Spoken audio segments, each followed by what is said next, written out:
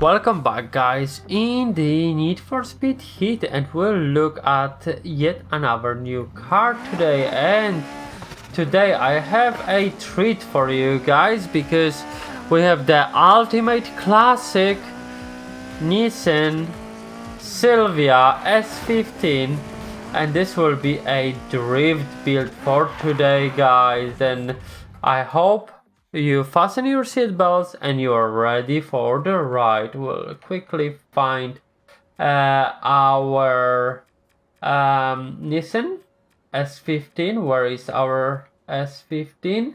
Silvia Spec-R from 2002. We'll grab this very quickly. It's very inexpensive car, but look at this guys.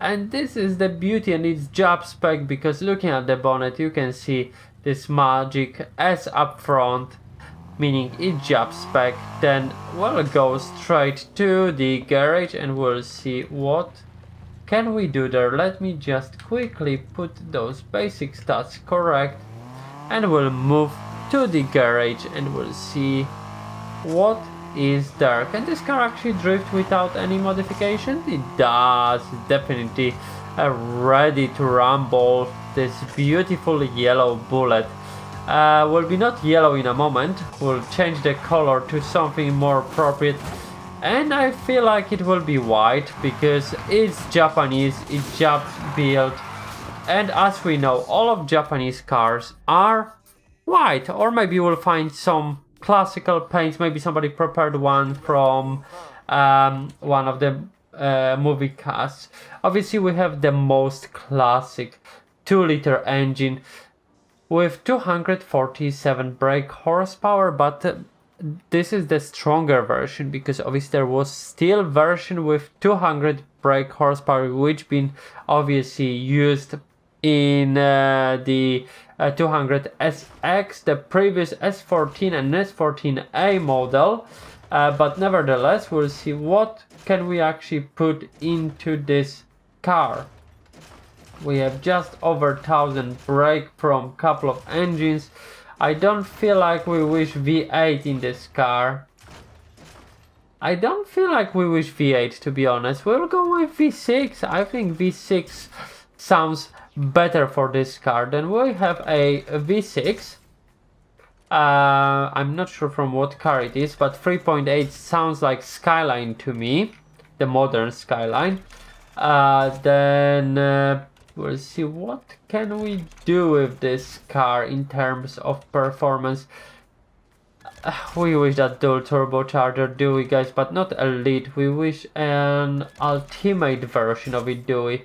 We need as much power as we can get because we like to fly sideways very fast.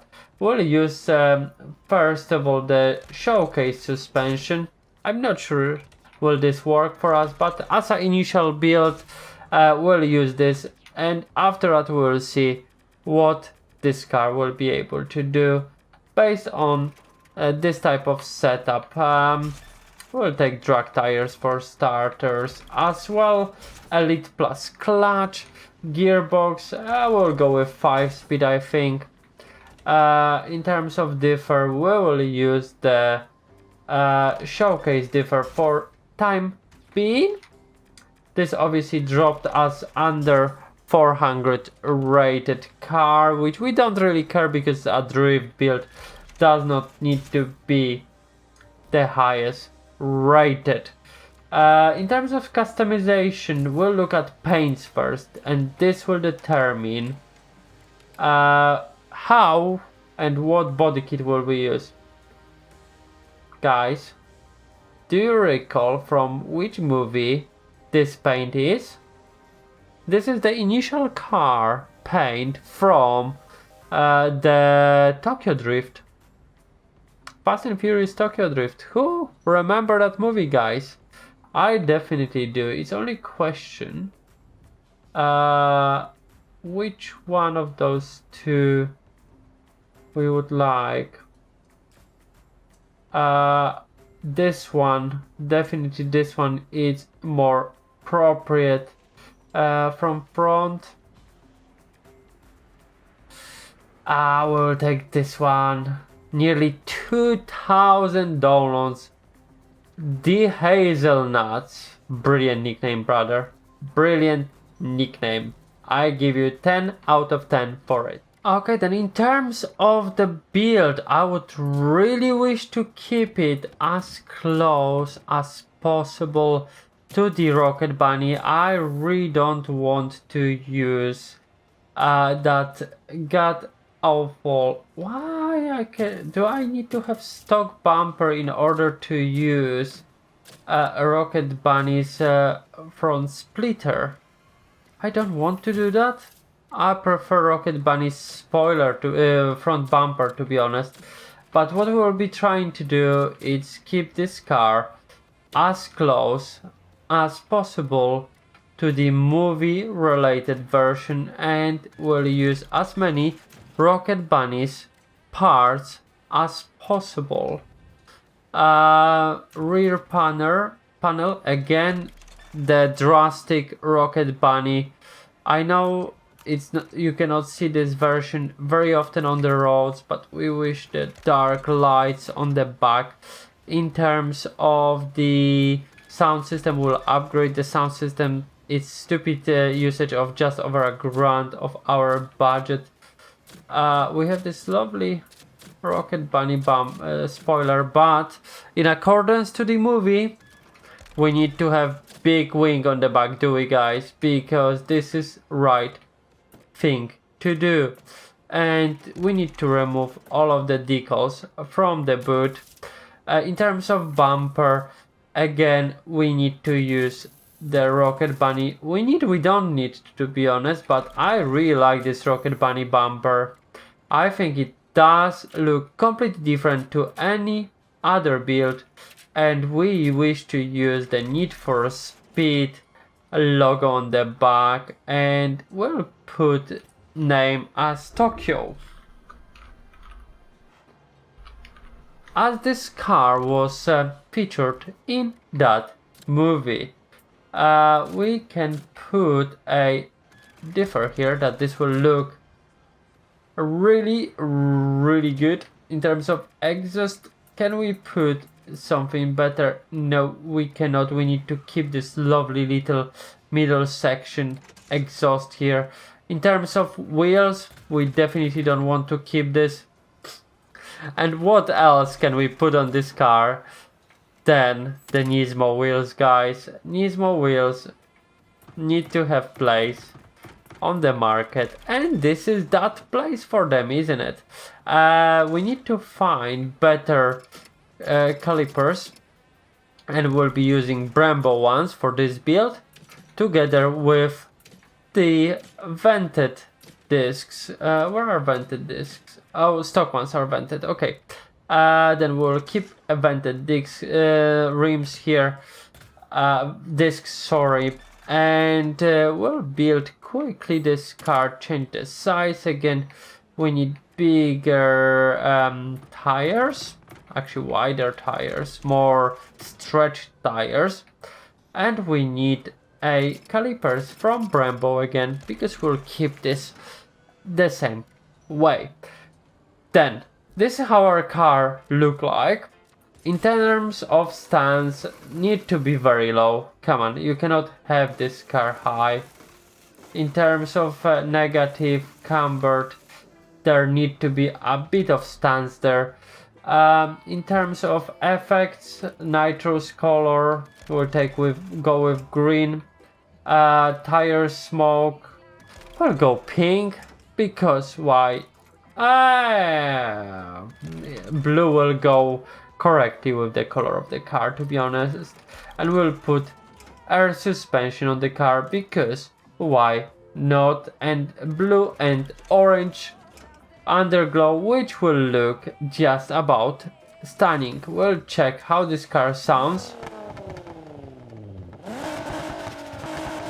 I don't want to change absolutely nothing about this, guys. This is our filthy S15 drift build. Then I will test it, and when I will finish with that, we'll get into test number 1. See you shortly, guys. We done our testing and I think I found our perfect build, and that was the starting build, to be honest, to this car. And we'll see what this car can do on the drifting section. Obviously I messed it up here badly, but we racked up a lot of points because that mistake. Look how lovely this car goes sideways, you know. You cannot go wrong with this beauty, can you? First of all, thank God we don't drive in like the main character at the start of the movie, but more likely like the owner of this car. We nearly hit 100,000 points on this run, even with 2 big mistakes done by me. Then we'll move to our mountainside test and we'll see how this car comprised there.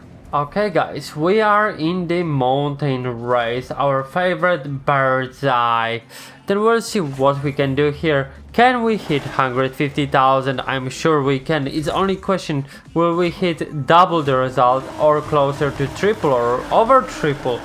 That's the main thing. But what I'm thinking, I would like to know, did you actually guys watch Tokyo Drift at all? And if you did, have you watched it when it first came out, or you've been catching up few years down the line? Look how many points we are able to rack up here. Sorry for changing topics like madman, but look how many points this car is able to rack up here. In comparison to Diablo, which we had just 2 days ago, I believe.